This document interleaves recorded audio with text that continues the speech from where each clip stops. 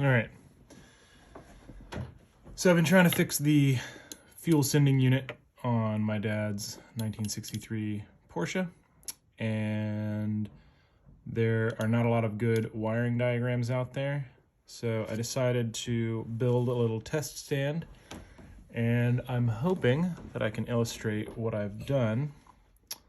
But I found one diagram, sort of a generic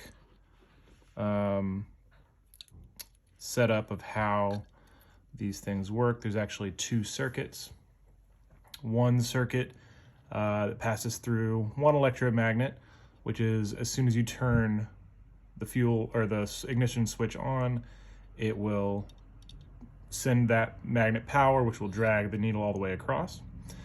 Then there is a second circuit that has a more powerful electromagnet, which comes out of this and goes to a fuel sender, which is basically a float attached to a potentiometer, which when the float is up, it has maximum electronic resistance, and so it forces electricity to pass through the first electromagnet, which is pulling it here.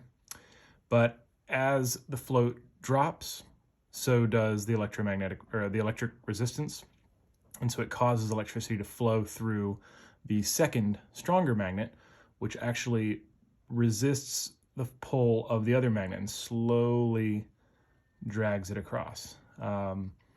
So it's pretty tiny electronics in there, very fine wires, but I have in fact set up a little test stand here. So let's see if we can't recreate it, and then I'll know kind of how to wire it into the car based on what I've found in that wiring setup. So little breadboard, power source, going down my power bus here. I've got ground and hot wires. And then over here, I've just wired in a 3-pole potentiometer that allows me to control voltage by controlling the resistance between a circuit that actually sends a signal out of this wire.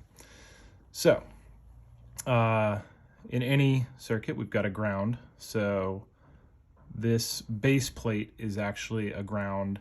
When it's mounted in the car, this is actually where it'll be mounted. There are several places where you can make contact. You can see that it's a little corroded. So I'm going to clean it up before it goes back in the car. But for the purposes of testing, we're just going to kind of set our lead in there.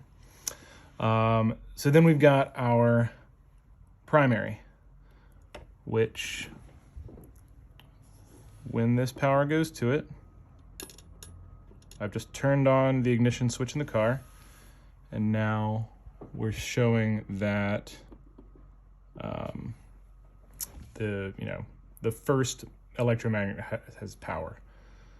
So it's all just kind of dangling here, but I'm gonna go ahead and tap this guy on there.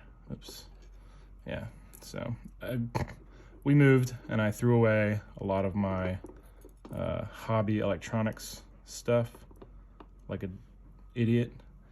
And so I don't have everything that I would like to have, but let me just go ahead and try and wire this stuff up. All right. So I think you can see the needle there, but now I am sending a signal, and maybe I'm a little off here. Let me just make sure. There it is.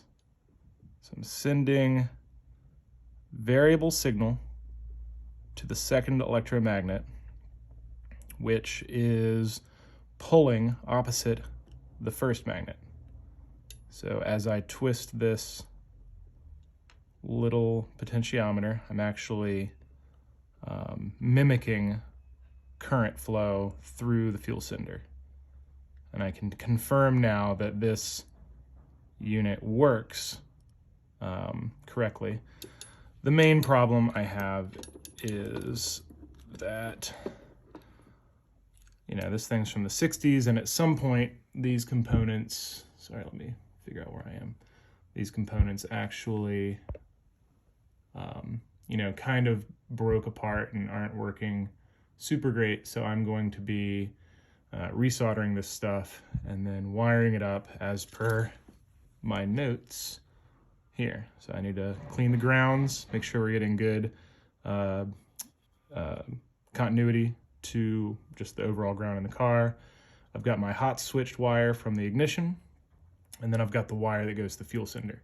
And I've already identified those in the car, so I know what and where I'm plugging in. So hopefully we will get this plugged in later and have ourselves a fuel gauge reading, which as the recording of this, there was a cyber attack on a fuel line, so it'll be very important to be able to monitor how much fuel is in the car. And that's that.